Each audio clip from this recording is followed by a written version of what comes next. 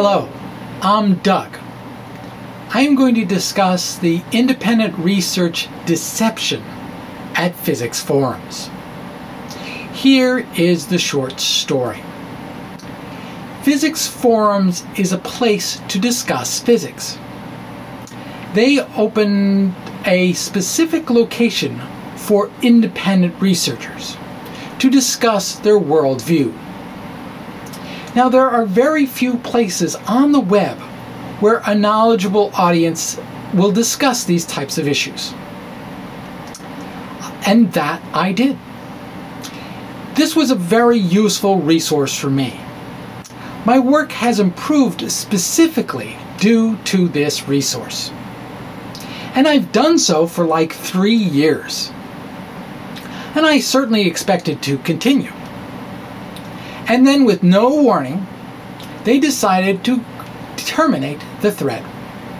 The reason being a lack of publication, a discussion that wandered out, and I got no warning whatsoever. It was out of nowhere. It was what I call "fuck you Friday." It was a quote-unquote warning that they were terminating. It seemed like it should have been a termination notice. I mean, even that would have been a polite thing to do. Physics Forums was shooting the thread in the head at close range and hoping the patient recovers. That's the story. And that's probably the way the story will remain. Just move along. I actually try to avoid conflict. I'd rather hang out with really beautiful ideas. These types of petty squabbles, they always are ugly. So let me show you what physics that's really beautiful looks like, because it can fit on an 8.5 by 11 sheet of paper. So here it is. This is how you actually derive the Maxwell equations. Nuts and bolts, darn pretty.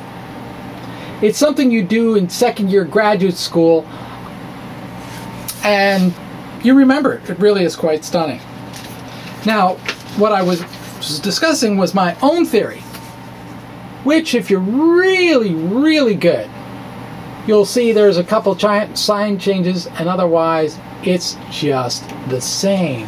Oh, except the final equations also have a sign or two flipped. But that's how I explain gravity. And if you want to see how to get gravity and EM in the same equation, awfully darn kind of similar process. There are not many choices in doing this. But if you work through the details, they're really stunning. I'd rather spend my time with this than bothering these organizations. But you gotta, that sort of brings up I think a legitimate question. And that is, why should I bother making this video? Well, if I'm flat wrong, which certainly is a possibility, no one should care about this video. A fool, me, gets dissed by a website. It's like, it doesn't matter. This is only of interest in one unlikely circumstance. And that is that I'm within striking distance of a unified field equation that Einstein spent 30 years looking for. Now, if these three sheets of paper are any good, well, actually, the first sheet is gold, okay? It's Max. Nothing's better than Maxwell. And if you look closely at sheet number 2, you see that if it's static, then it's Newton's law, which also is darn useful. Now, we know it's not consistent with special relativity, but that's what those other terms are there for. So this is good, consistent with special relativity. So this is certainly, it's Newton 1-up. So we know that like a page and a half of this is solid. And if you're really technical, you start being concerned about the gauge sort of thing. And if you notice some zeros there, and you notice some zeros on page number 2, and you notice that There weren't zeros where gauge kind of thingy should be, but there's a plus G and a minus G that conveniently cancel out, which effectively gets you the gauge. You know, this isn't dog food.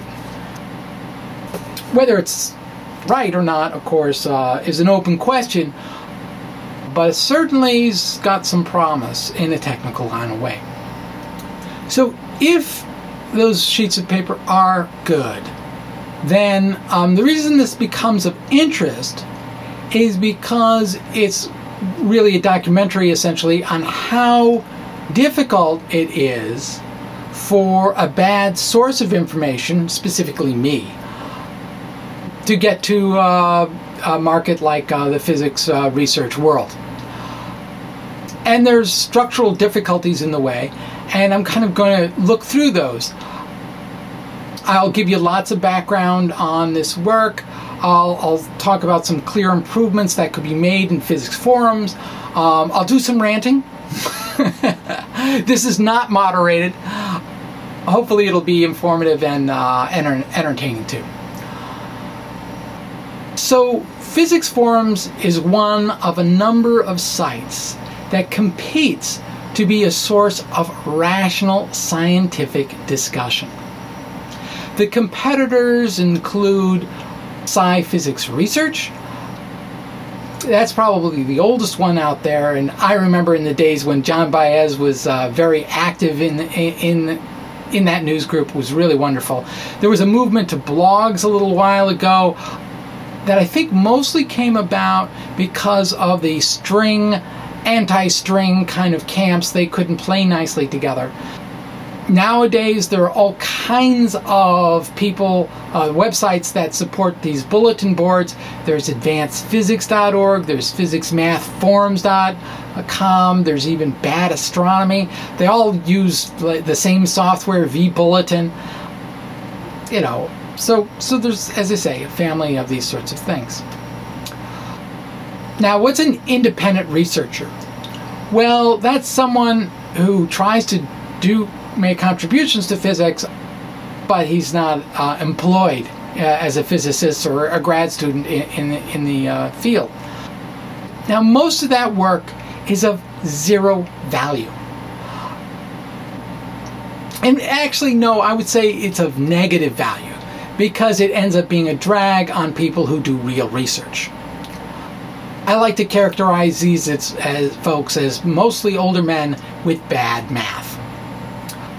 The focus is often on Einstein, how he's wrong, and they want to take any opportunity, whatever they can, and to point out the errors every single chance they get. Very persistent. And the question is, amongst the physics community, how do you manage such people? It's really, how do you manage manure shit shuffling, you know? How do you deal with that? Well, there are actually several solutions. At the preprint server, xxxlanl.gov, it's okay to publish there. Don't have to get anybody's approval as long as you've got a .edu. They did eventually come up with a way that somebody who is not at a .edu could put a paper up there, and they found that they had to make it more and more complicated to make sure that cranks didn't publish there. It's basically not possible, and that's certainly one way to deal with it. Bad Astronomy had a forum called Against the Mainstream, and they were running it for a while, and they decided to actually put in a policy that after 30 days, thread closes. You know, so nobody has to think about it. Everyone understands it. It's right there in the front. And it's another approach done on Sci-Physics Research, done on most other boards actually, is to have moderators. So I want to discuss moderators versus editors. Editors reject. Editors cut. They do so because journals are expensive. People's time is even more valuable. And so we have to make decisions on scientific content. And that's based on the expertise of the editor. Editor's job is hard. Doesn't pay well. It does come with prestige and history in the academic community. Now, we have the internet, and with the internet comes some new phenomena. Flame wars. Somehow we had to stop immature boys from pissing on other immature boys. And believe me, it's mostly boys, and it's mostly really not fun. It's kind of the ugly part of being a parent. There's no role model for moderators in academia. There is in child care, in daycare. But it is a hard job being a moderator. But it has like zero prestige. Now, my observation is that moderators become editors. I mean, editors are important. Moderators aren't. If you moderate, you should never stop a conversation. Stopping a conversation is the job of an editor, okay? And talk on the internet is dirt cheap. If you don't like, you don't listen. In the news group days, there was this thing called a kill file. So if somebody had a name that you didn't want to hear anything of anymore, you just put their name in a kill file and you never heard from them again. That got a little bulky. And people just thought, well, maybe we could just tone it down with moderators. But I found that moderators, don't just say, hey, tone it down. They say, hey, shut up. And to me, that's an issue. It's a kind of changed role. Now, here is the backstory for the topic I discussed in physics forums from sometime in, November, October of 2005 till a month or so ago. My first hint at unified field theory happened August 2nd, 1999. And it started from a quote from this book, which, if you're a serious independent researcher or a researcher in physics, you will have on your bookshelf. And we'll just go to chapter 17, which I kind of remembered scanning this once, but it really rang a bell on that particular day. The physical world is represented as a four-dimensional continuum. Oh, I got to halt there, okay? One of the biggest complaints about me as someone who participates over years is that I focus on 4D, like to the point that it drives other people crazy, okay? Or moderators to become editors. But I like to read that. I'm in good company, really stressing the four-dimensional continuum. But anyway, back to the quote. If in this I adopt a Riemannian metric and look for the simplest laws which such a metric can satisfy, I arrive at the relativistic gravitational theory of empty space. If I adopt in this space a vector field, or the antisymmetric tensor field derived from it, and if I look for the simplest laws which such a field can satisfy, I arrive at the Maxwell equations for free space. At any given moment, out of all conceivable constructions, a single one has always proved itself absolutely superior to all the rest. At the time I read that quote, I had a complicated way of writing the Maxwell equations using real-valued quaternions. This was something that James Clerk Maxwell actually requested in his treatise on electromagnetism. Now, this fellow Peter Jack did it first, another independent researcher.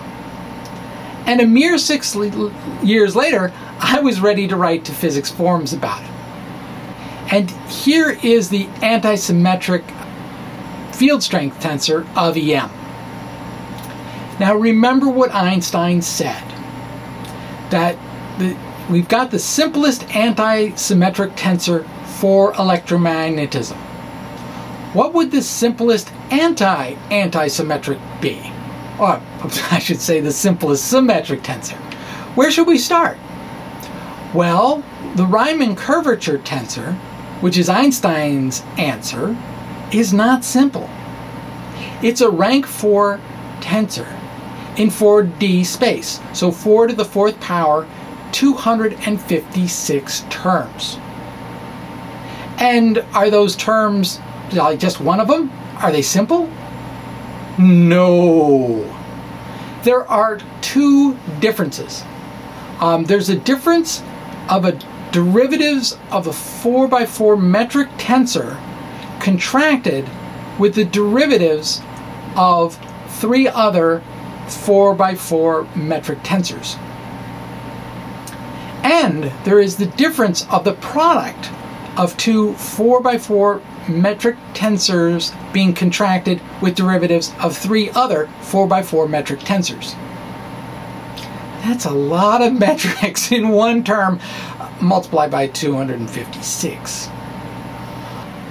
I should say it's lots of metrics, derivatives of metrics, and second order derivatives of metrics. Now, as an exercise, I tried to write a software program to spell out the Riemann curvature tensor in terms of metrics. I mean, it could be done, but I got so confused I gave up after a week. It's bitch complicated. So, a question. What would the simplest symmetric tensor be? Well, let's watch this thing very closely. Here is the anti-symmetric tensor. And let's think, what could we change to make it symmetric?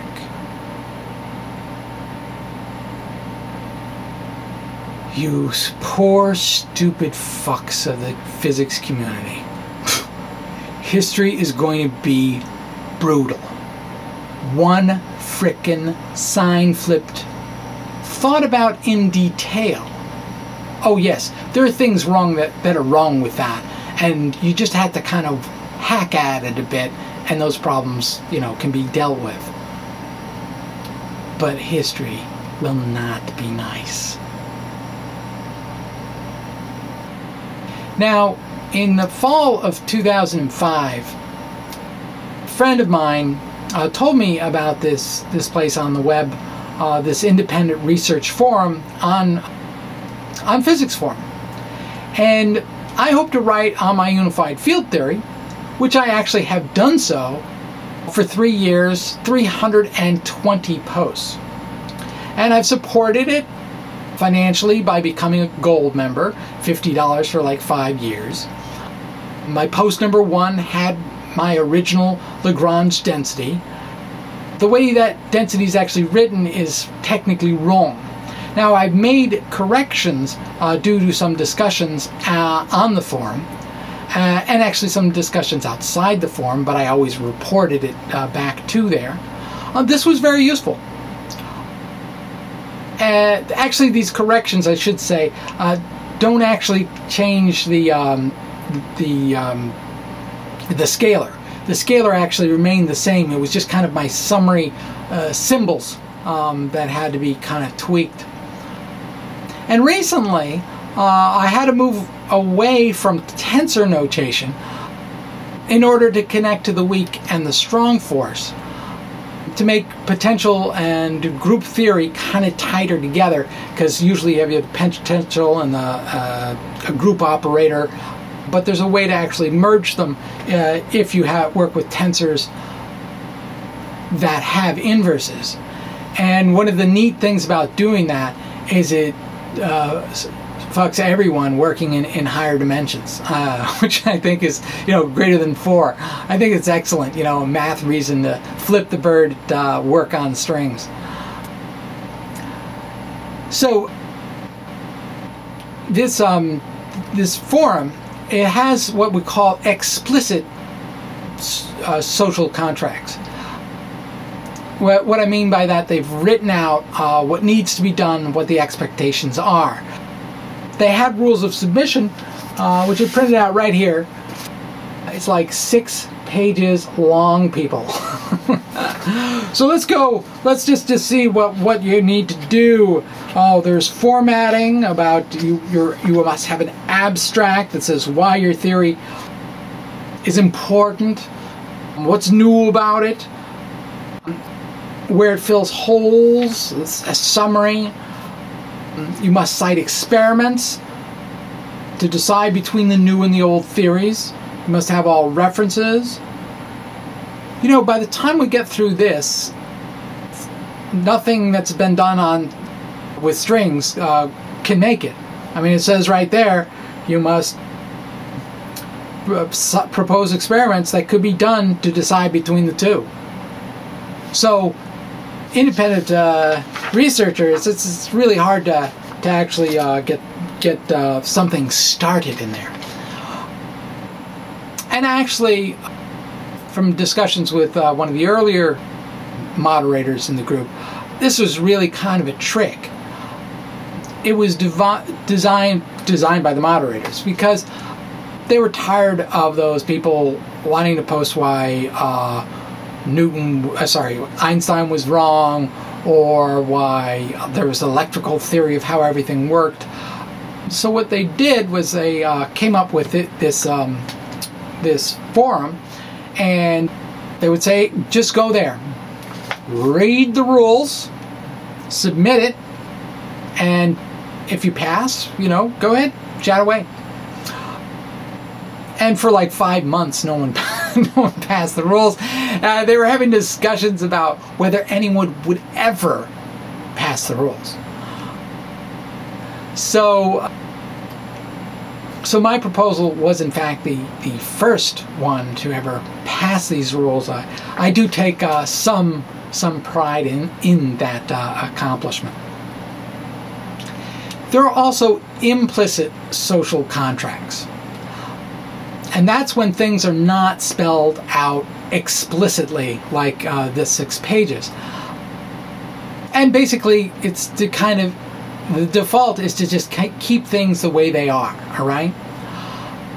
An example of an implicit social contract would be like going to the Physics Forum website itself.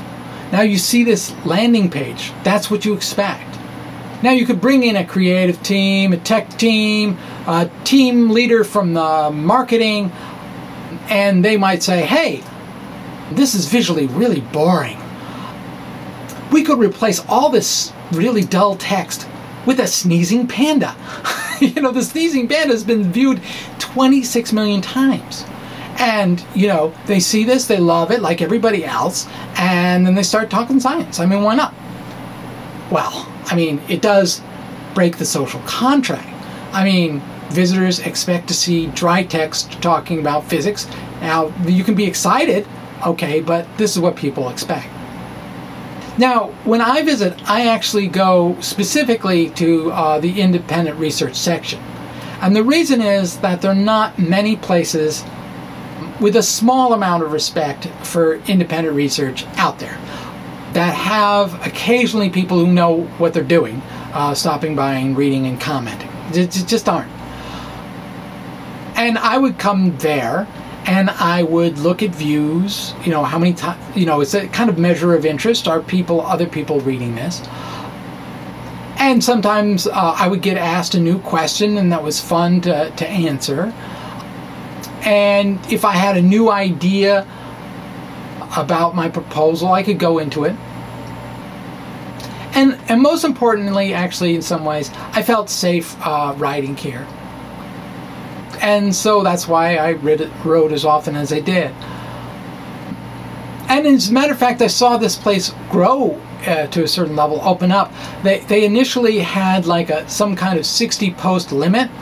And by the time my thread got up to there, we kind of gone over this topic, gone over that topic, dealt with them in a mature way, you know, what the whole site's devoted to. And the moderator decided to lift that. I think that was real progress, and I was really pleased with how that went. Now, expectations for a website can change.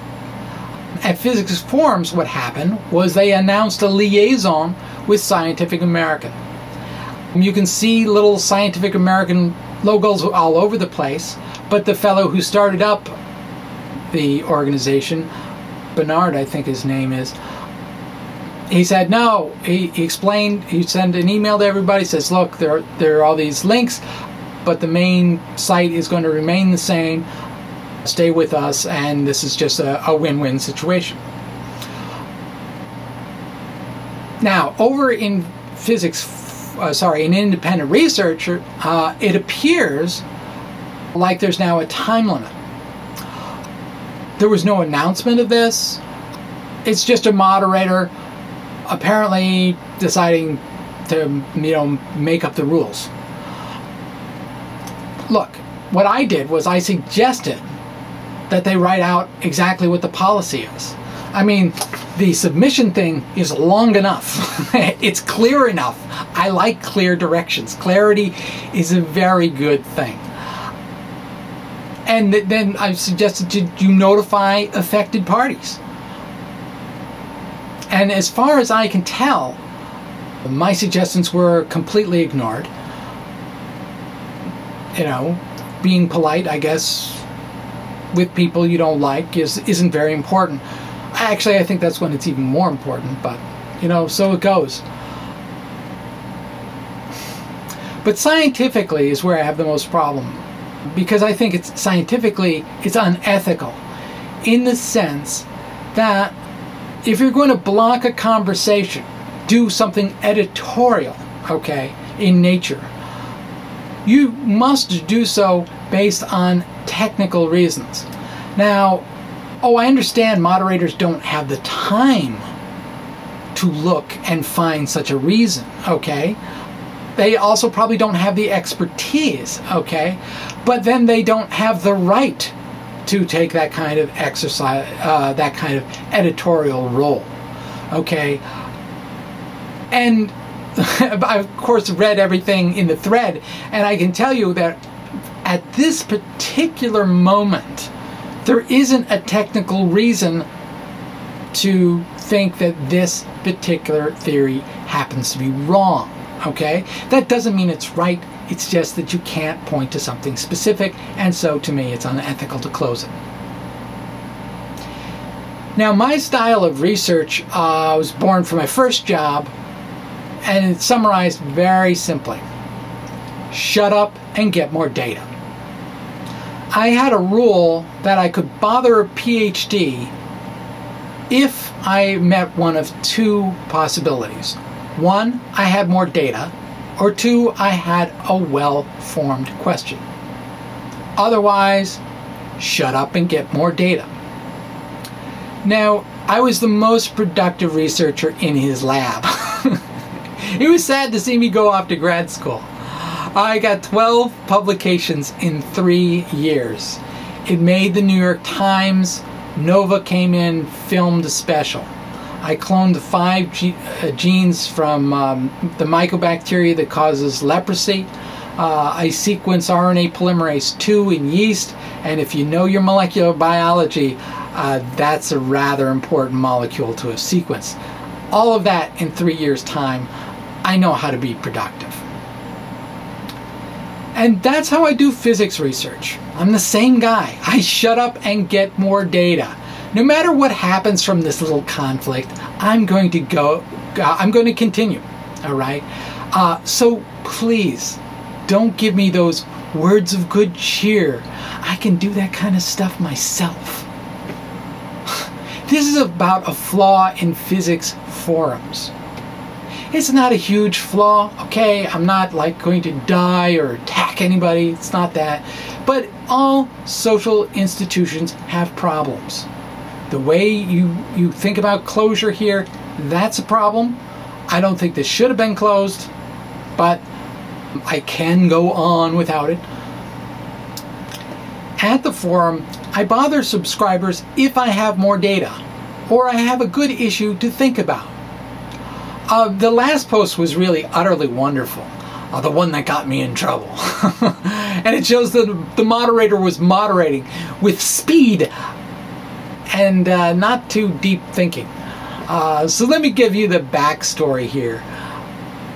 Hugh Everett, deep thinker in quantum mechanics. He developed this parallel universe interpretation of quantum mechanics that no one understands. Yet some people think there is some truth in here, but it's really hard to see. It's an elusive truth, all right?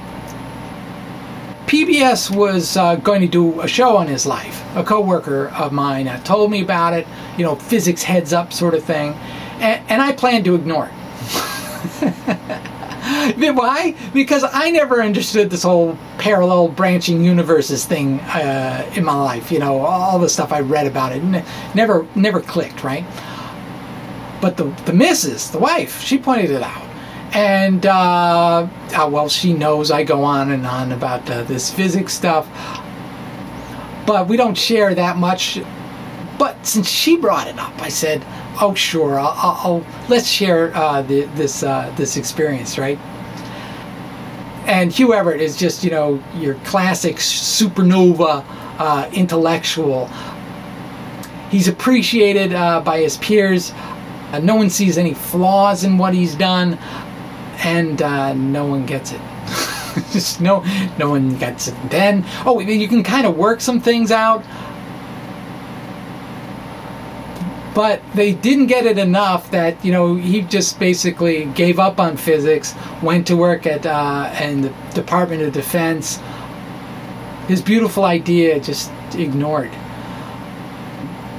Except late in his life, like I don't know, 87 or something like that, they had a symposium devoted to it. And it was like this welcome to a long-lost hero. He was just on his game. He knew the subject dead cold and could still impress people with how useful it was in his hands. He's a touchingly awkward math physics nerd. His idea was just really big, but it can't be explained to anyone. Okay, it certainly didn't work in the Nova show itself, and we accept that somehow it's this bit of math magic, right? And so I was kind of thinking about that, you know. He's talking about parallel worlds, you know, and I'm thinking, well, hold it, let's be more parallel, you know, kind of thing. No, come on, let's be more parallel and branching and stuff like that. And something actually clicked in my head about the way I think about quantum mechanics. I don't discuss that, by the way, in this thread, okay, because it's not core to the unified field theory. What's core to that is Max and variations, sophisticated variations on Max. And I started to see a way that I might be able to explain it, and maybe even explain it to the wife. Okay, so I'm doing this in the car. Okay, so we don't have the graphics. Okay, that I'm gonna put here, but you know the sine function, and she knew the sine function. It's a thing with all the bumps. Okay. And you think you understand it? Oh, I don't think so. Because now what we're going to do is we're going to animate it. Remember my focus on space-time. Okay? So if we have that pencil and we just sweep it along here, what are we going to see on the pencil? We're going to see a dot go up and down forever. Okay? That is classical physics. Fine. I mean, what? I'm supposed to be surprised? I'm supposed to be impressed? No, hold on a second. I can hold that pencil any way I want to. What happens if I hold the pencil of animation horizontally? Now I see nothing until I get to the bottom, and then I can see like an infinite collection of points, okay, that fly apart from each other and then come back together, and then they go into nothing. So there's the parallelism. It's seeing all these things do the same thing at the same time. That's parallelism. But there's another deep aspect of quantum field theory. And that deep aspect is you must think about many particles. If you think about one particle, I remember Mitch Gold at Harvard University, when he was at Harvard University before he went to an internet startup that I think flopped. He was the one who said to me that relativistic quantum mechanics is about many particles. Well, in this way, it's about many sine functions, one piled on top of the other, piled on top of the other. Now you go with your pencil and you'll see all these parallels keep on showing up and disappearing and showing up and disappearing. And so this is not quite Hugh Everett's idea, in that he thought of the world's branching more like we live. When we're looking at a system that's under the rules of quantum mechanics, we're looking at all these functions, same functions piled one on top of the other, and if you're in one place or in the other place, you're going to get a similar story. Now, it's not going to be the exact story because, you know, it's slightly different. But this visualization gives me a handle now on what's going on in his parallel world view. Now, I didn't tell that story about the wife to the news group because I thought that was too personal. I did tell the story about the blind guy because I had told this guy to watch my animations before reading about his personal story and realizing the guy's blind. You know, you can make these kinds of mistakes on the internet. But it was about quaternions, okay? And quaternions are central to my work, so it is very relevant to what I do. But, you know, moderators moderate, and the moderator said my post was off topic. So I said, you know, it's not really worth fighting for. This is 1 out of 600 posts. What's more important is to just, you know, keep this thread that I've worked on so long alive. And he said, you know, and the punishment for this error is to kill the thread. Okay.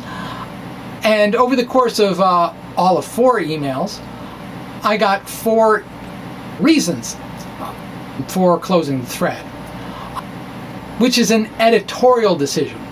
It's a decision that's not about moderation, adjusting things.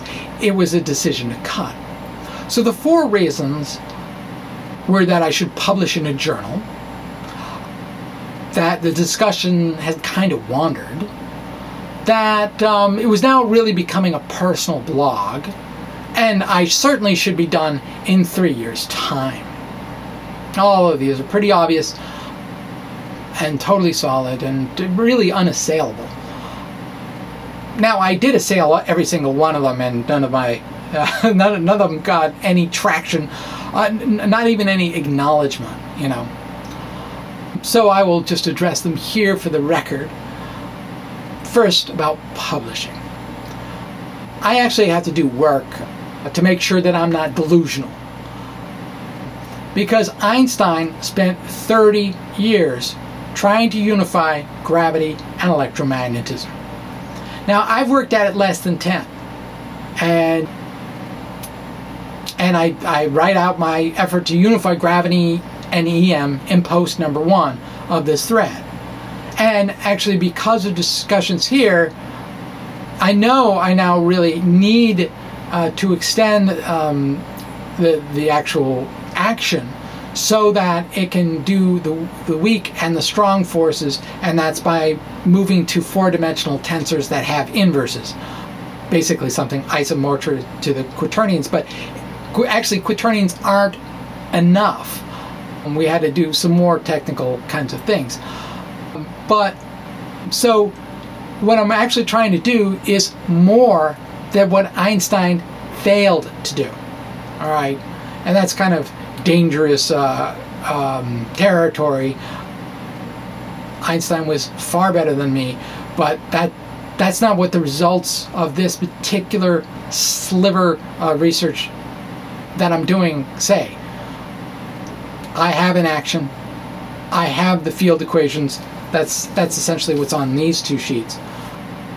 I haven't shown you the solution that is to the field equations that's consistent with current tests, and furthermore that is testable. We'll get there, okay?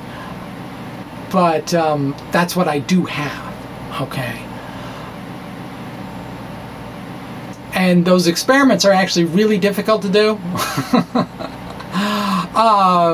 But the great thing is, in fact, they can't be done today. It's not like we could just pay money and have the answer. It's beyond our reach. One has to do with gravity wave detection, and the other has to do with light bending around the sun to second order ppn accuracy. But they're all very solid, very, very specific experiments to do. That's how I got into this place in the first place, the independent research. But these, I think, are all grounded statements. Another grounded statement is that I'm not a professional. Now, most papers, particularly on gravity, I cannot read. I mean, this whole journal here, Classical in Quantum Gravity. You know, I flip through these things and it doesn't make sense to me. It's just so full of words I don't know.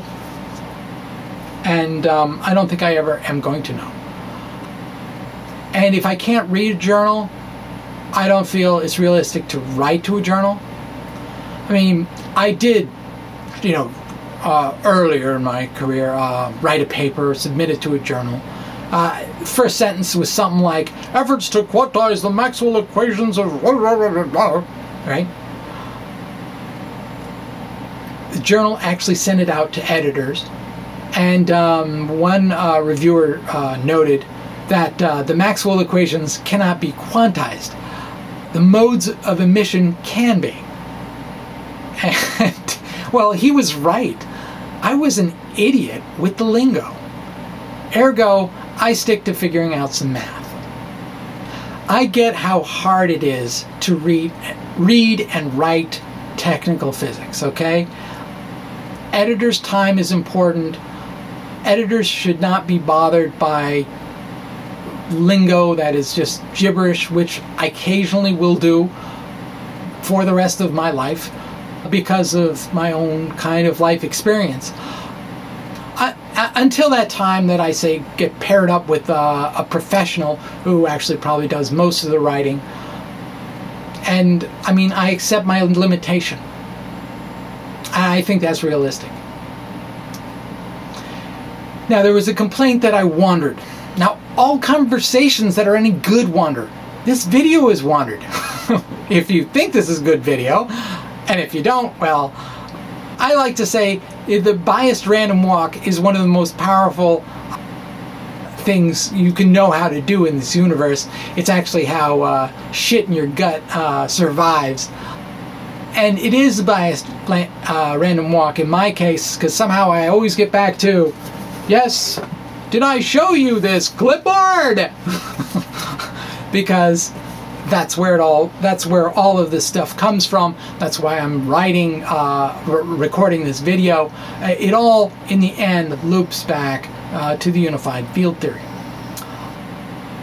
And it might be a long path, but to me, that's what makes it interesting. That makes it show that it's being done by a person and not some machine or something like that. Now, how about the complaint about this being a personal blog? You know, other people post questions here, and then I answer them. Is that blog-like? I don't know. I don't read blogs. I can tell you that I avoid most of the personal stuff, like my job, my chronic diseases like diabetes and celiac disease. I avoid my art collection. I avoid the recumbent bicycle I designed. I avoid swing dancing, which is a heck of a lot of fun. I avoid the French pastries I sometimes make. I don't discuss the wife or the baby that's like on the way, because those would be too personal. Okay. Now, but the thing is, what is this crime? This crime of being too bloggy? And what is the line between blog and forum? I mean, they were kind of born around the same time. I don't know it. I just don't know it. Perhaps you could clarify what that means. But actually, let's accept that some posts were too personal. Well, what should a moderator do? How about moderate? Just say, hey, I think this was too much a story, a snapshot of your life. Stick to the technical stuff. And you know what? I would have responded on a dime. I would have cut down the amount of personal stuff right away. Would have been trivial, okay? But the biggest problem of all has got to be the time. 3 years, for God's sake! Huh. Well, what? Have you not studied any history of science or physics in particular? Important ideas take time. Newton took 20 years to report on gravity because he couldn't figure out Gauss's law, because Gauss wasn't born yet. But, you know, that inside a sphere, the gravity is 0. That blocked him. Einstein spent 10 years knowing exactly what he needed to do. Take Newton's law, make it consistent with special relativity. Wow, there's a one-line summary. Took him frickin' 10 years. And he actually published some stuff that was flat out wrong, all right? Now those two cats, they are the best physicists ever. They were working full frickin' time. Now, if you want to look at what's going on today, take the work on strings. That's been going on for like 30 years, okay? They might have as many as 1,000 people, not sure. They've gone through 2 revolutions, not 1, 2. And they keep on going and going and going. Now, that is acceptable behavior by mainstream physics. Both the absolute best physicists we've ever had on the planet and the kind of schmoes who get tenure today. Now, I, on the other hand, have a lot less resources. I even admit to having less skill. And you want to also give me less time to do it.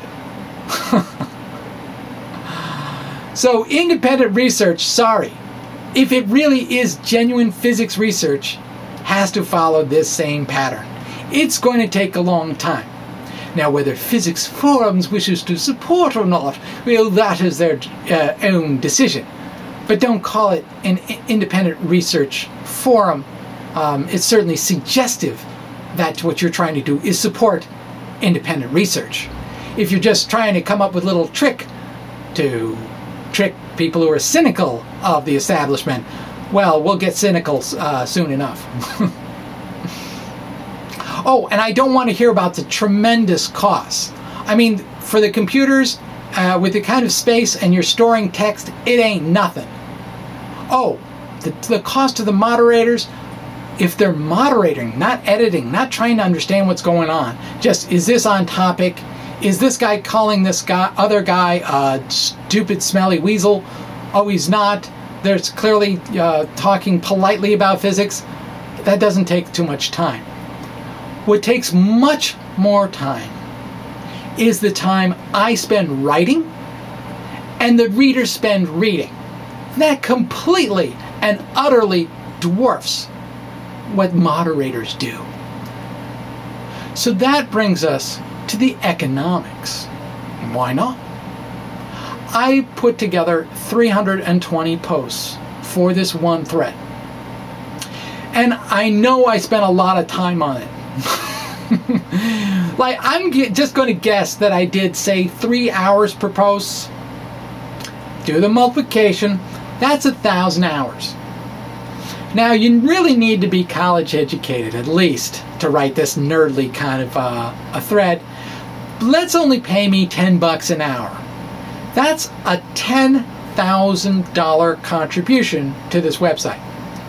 It's gratis, don't worry, I'm not trying to get paid or anything. And after all, I paid you folks the $50 to be a gold member because I thought your goals were that wonderful, that they should be supported, and so I was glad to do that.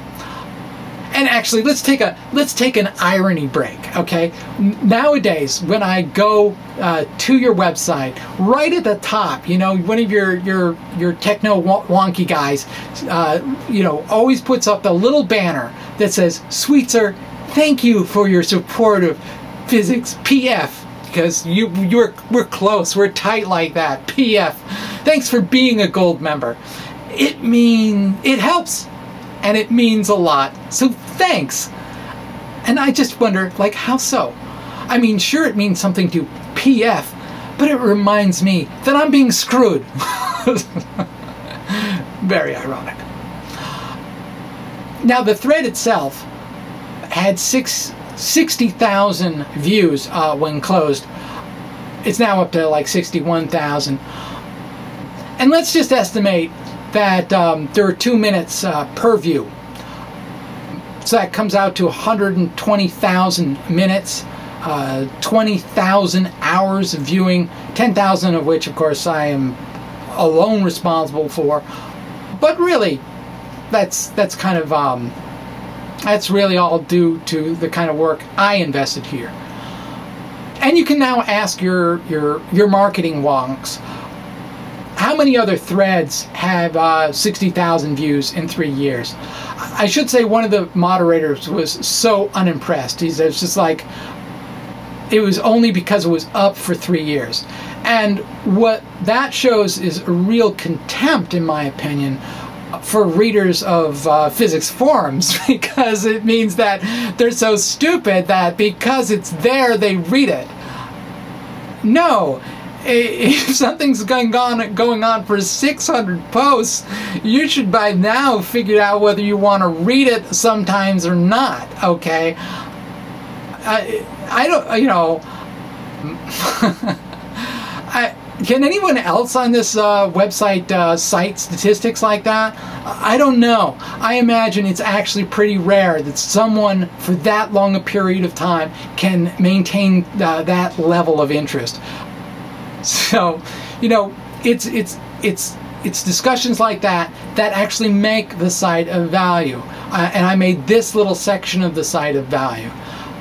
And so my work is of value, I know, or was, I should say, to physicsforums.com. So here is the solution that I favored. I think we should let moderators moderate, and that means they do not edit, they do not cut, they will make suggestions to make things more technical and more in line with the tone, and they can do that quite easily by simply making an email suggestion. I think, secondly, we should open this thread. I would like to actually review what exactly has been accomplished in 3 years. I think that would be of interest to people who come by every once in a while and certainly aren't following it closely. I would also really like to rewrite post number 1 in the new kind of quaternion formalism. I think that would be a lot of fun for me and for a few readers, certainly not the moderators, who could tell straight away that because I was talking about an action about the unified field theory, I was on topic and they could go about their own business because it passed the moderator test. I wasn't insulting anybody. The third thing I do is decide if there should be a time limit. Now, I personally don't think there should be, because there really is no cost to keeping things open. And research is an open-ended endeavor. It was when I was doing molecular biology. The stuff that I did there continues to be done today, more than 20 years later. CERN, you know, with their Large Hadron Collider, gee, they had a bad mishap. They're not going to close it down. They're going to keep on going. And if independent research really is a place to do independent research, it should have that kind of open-ended quality to it. It doesn't hurt anybody. It's not like because it showed up at physics forums for years and years, it's therefore right. No.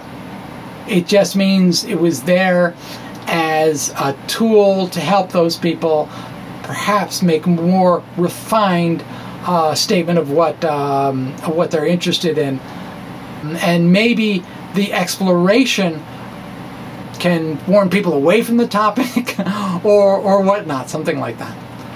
The fourth suggestion is that you write your policy about termination right there in the submission guidelines. You've modified it before, you could modify it now. And because clarity on that kind of rule is just a good thing. Really what I feel like is like we're getting this divorce. And I personally don't think we need to get a divorce. I haven't been convinced of the case. Or at least one moderator or two have decided that actually they do need to get a divorce, and that you get the house, you get the kids, you get the money. Oh well, I don't have any way to come back at that. You know, actually, in a digression. This is a digression. This doesn't have to do with the topic, but you know, I'm not a big believer in gay marriage, because you know, if two people want to get all sentimental, they'll figure out they'll work together to get all sentimental. What I'm really for is for gay divorce.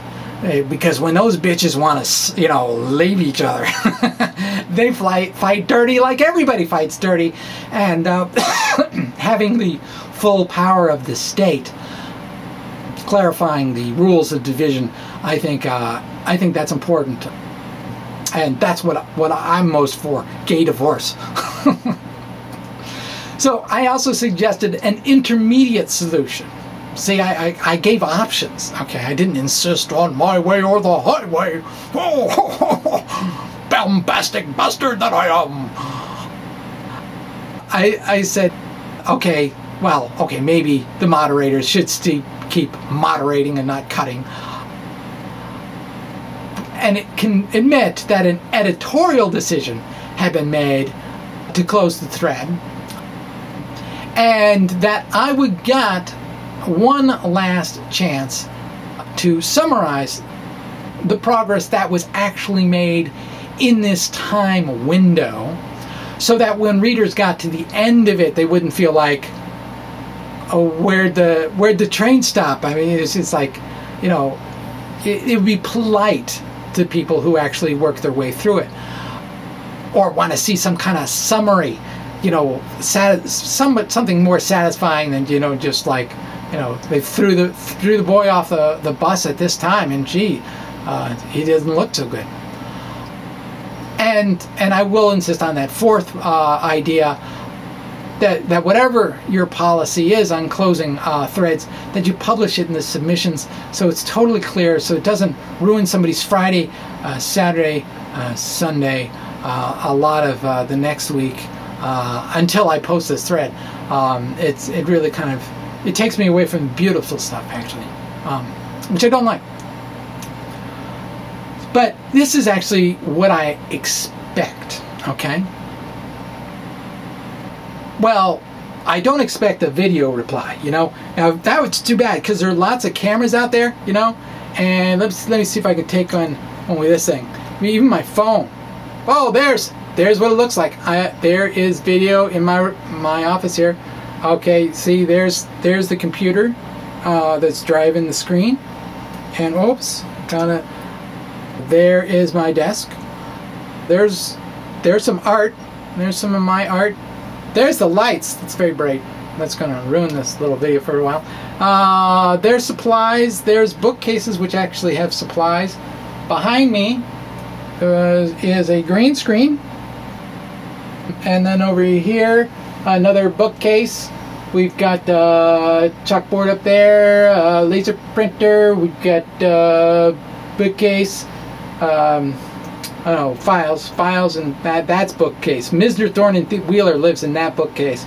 And then we come straight back on to video. All right? That was a digression that had nothing to do with my critique of physics forums. But I don't expect you to go this way. You guys, well, you are hardcore textbook people. But I actually don't expect you to write back.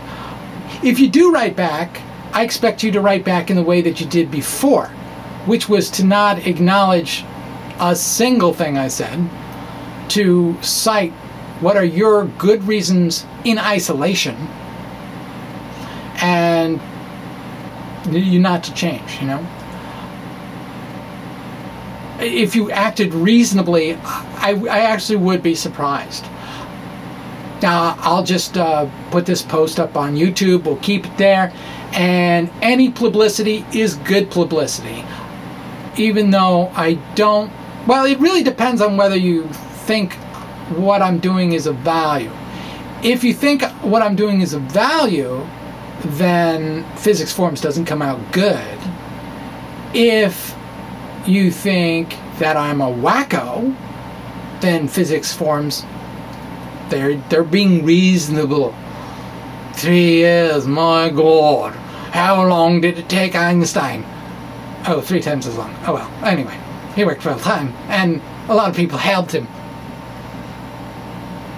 You got no chance in 3 years. Or 300, for God's sake.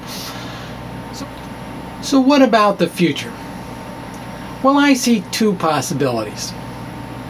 One is that my rank 1 field theory to unify the 4 known forces of nature is just flat out wrong. 'Tis a stinking piece of shit, to say it in a less formal way. Now, the reason that I actually posted here in the first place was to find out why this work was wrong. No such post has appeared in 3 years' time. That does not mean it's right. It does indicate that it's not trivially wrong, but let's actually say that I finally find out the reason it is wrong. I run it through Mathematica several times and it just doesn't pan out. Well, then it would be great to post that information right here. Now, if you have experience with people who do independent research, you will come to the conclusion that such people never believe they are wrong. I have seen this behavior myself. So how can I say, well, I'm different? Well, I can do so by an actual example. I mean, I only do this for the intellectual thrill ride. I've seen some really beautiful things that make me feel warm and fuzzy on the inside. I've also had some despair when some of the math didn't look like it was right. Okay, actually it was just flat out wrong. And I only got out of those 2 particular instances of despair by solving the math.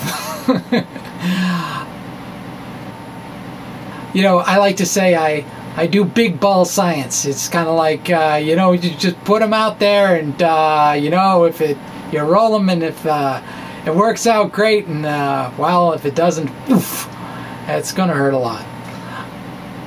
But that's the way I operate. So let me just talk about metrics for a moment. This is the minimalist metric, the metric of Minkowski spacetime. It's got minimalist beauty with all those -1s on the diagonal there, all constants. And what I actually worked for 4 years on before physics forums was this metric, this dynamic metric with the exponentials on the diagonal. And to me, this is drop dead gorgeous, because exponentials are the sign that we know you're right. They just always show up in important laws of physics. Mine are here, okay?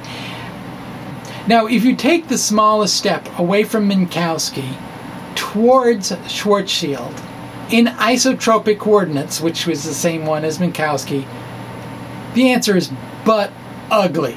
Now, most people never even study this because it's so butt ugly, no one can remember it. They learn the Schwarzschild coordinates that make everything look prettier by screwing with the definition of what we mean by the circumference of a circle.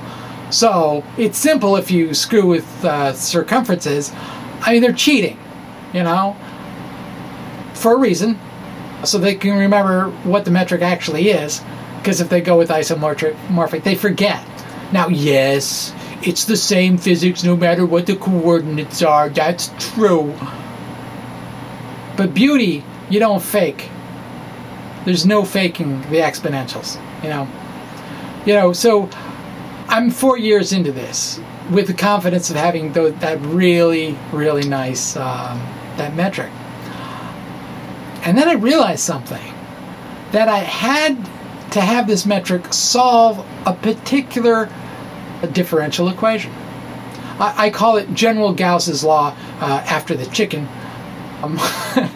And I just needed to take the divergence of the connection of the exponential metric, you know, the Christoffel symbol of the second kind.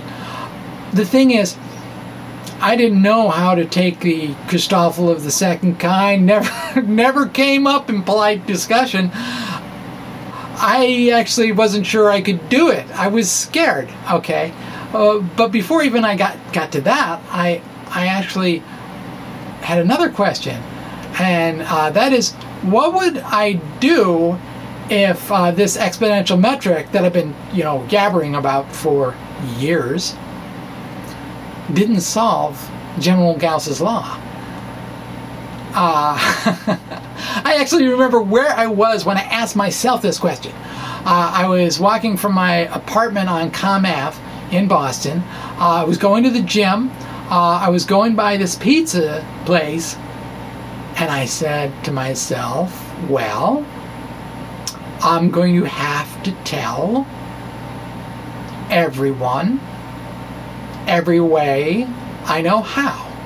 So that would be posting to Sci Physics Research, that would be posting to my website. And, you know, the meat part of me said, can't I actually just, you know, keep it to myself? You know, not just not mention it to anybody else. I kind of prefer to do that. And it's like, no, you don't get to do that. Because you're not going up against people. You're going up against nature. And nature's the harsh one. These people don't matter. These people are temporary things. You're a temporary thing. Nature's going to persist, okay? Her truths are going to persist. You got to play by her rules, and she's a frickin' rigid bitch. Respect that, okay? If you are wrong, there is no way to wiggle out, okay? That's what I did in that case. Now, that was hanging over my head on a calculation I didn't know how to do. All right? So you know what? For 3 weeks, I didn't go near that question. I didn't say, I wonder how to do that. I stayed away from it. And trying to become kind of at peace with the consequences if I do it and it doesn't work out. All right? But one Saturday morning, I say, you know, it's morning, you're not awake, just go ahead and start to read up on it. Maybe it won't be so bad, I don't know. And I'm reading up, and I realize that my metric is static, no time, and diagonal. So while I'd heard about these three terms, two of them drop out. It's like, rock on. I actually only have to deal with one term. Wow. And I put it in there, and I crank it through my Mathematica, and it comes out to be 0. I thought, oh, crap! What did I do wrong? Well, actually, it was right. And, it's one of these things. It only took like 5-10 minutes before I go, oh, Poisson. That French guy who was really good at physics and math. That dude, he would have recognized this. Not the Christoffel part, okay? You go through the Christoffel, you get a charge over R, you end up hitting with Laplacian your operator. It's like, oh, that's cool. That's cool. So there is an example, a concrete example, that I've gone through that process of saying, if this technical aspect of this proposal is wrong, it's wrong. You give it up, you write it off, you tell people, okay? So I think I would be different if I ever found that. Now, am I really angry about this situation? No. It's kind of like Texas Hold'em, okay? It's, you're playing that game, and you got pocket aces. You got American Airlines. This happens like 1 in 220 times. You got an 80% chance of winning if you just go one-on-one with the guy across the table. And if you got 10 other people, well, you got a 1 in 3 chance of winning, which is better than 1 in 10. But then at the flop, another ace comes up, and it's all hearts, so you're going, uh-oh, maybe somebody's going to buy a flush, but this is looking even better. And then on the turn, you pull another ace. You look out of the cards that are there, and you just know you've won. There's just, fix the cards that you want, you can't beat the hand, right? And then it only becomes a question of how much money you're going to win. It's kind of that's how I feel at this point. I'm going to win somehow. So what are the ways I could win? Well, I've actually got 4 different ways I could win, all right? One of the ways is that a professional physicist might stumble across my work, or a grad student or undergrad, and they actually start repeating the calculations, and that's, by the way, the only way it's going to work.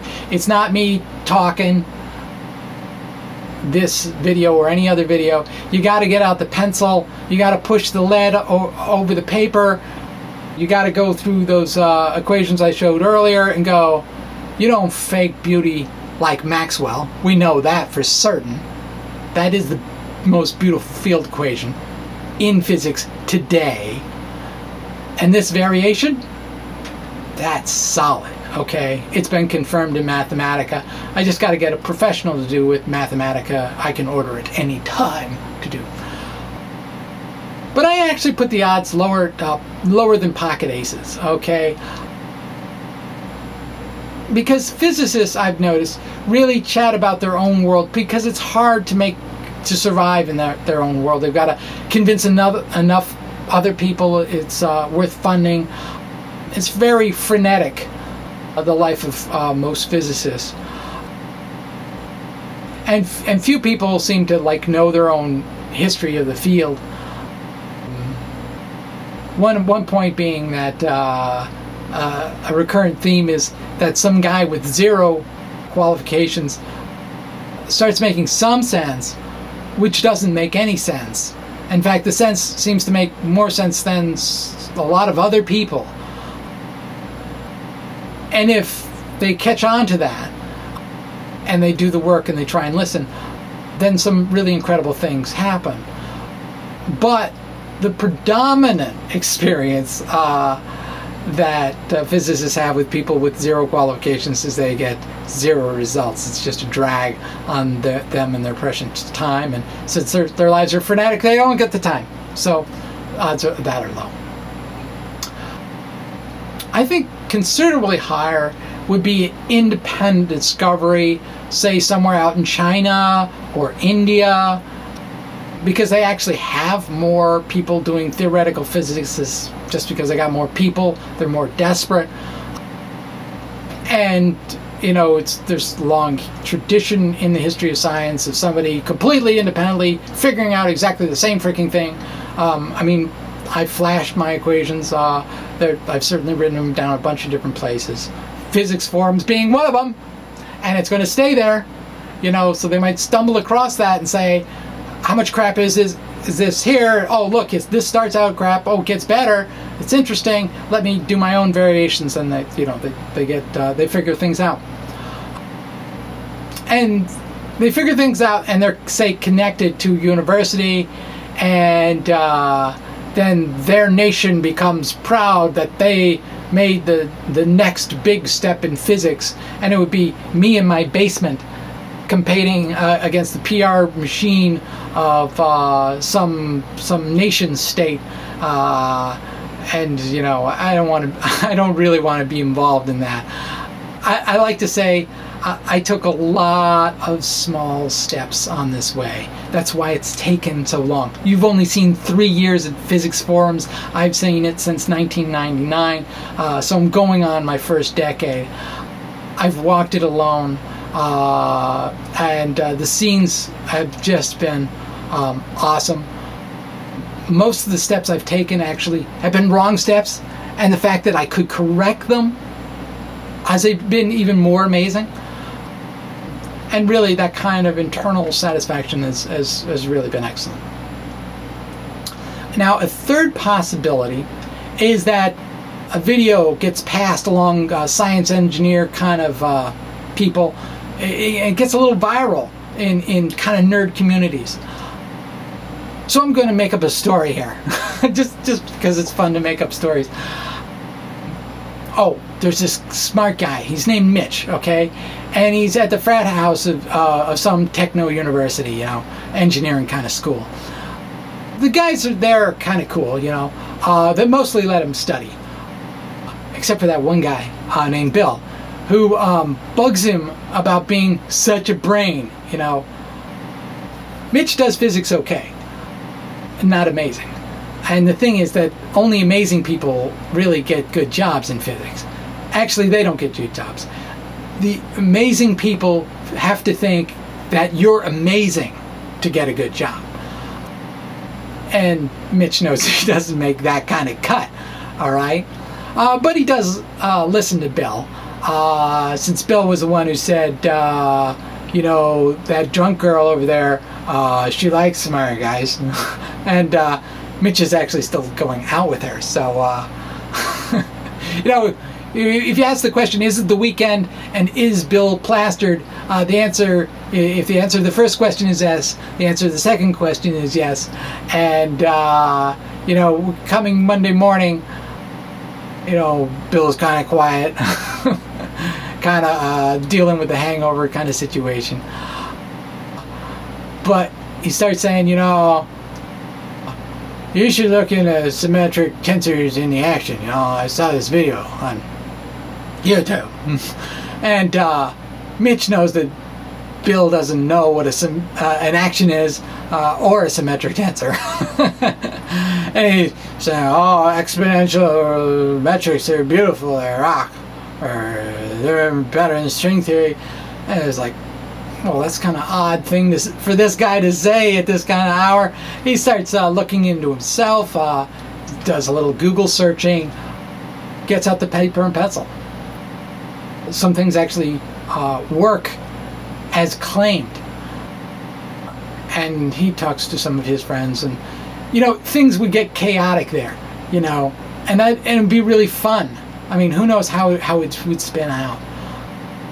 That's what I'm hoping for. I don't know where quite I peg the probabilities on that one. Now, a fourth possibility is that I could die first. Okay. No, that's a formal thing, right? Well, it's more than formal for me.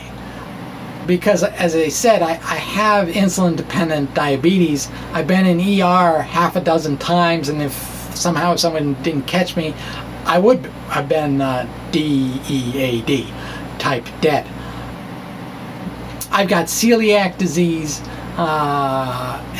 which led to like a decade or more of malnutrition. I've got a bad heart valve that's going to be replaced sometime. So, believe me, one of the reasons I make videos is because I respect the odds of me not making it before I was recognized. I'm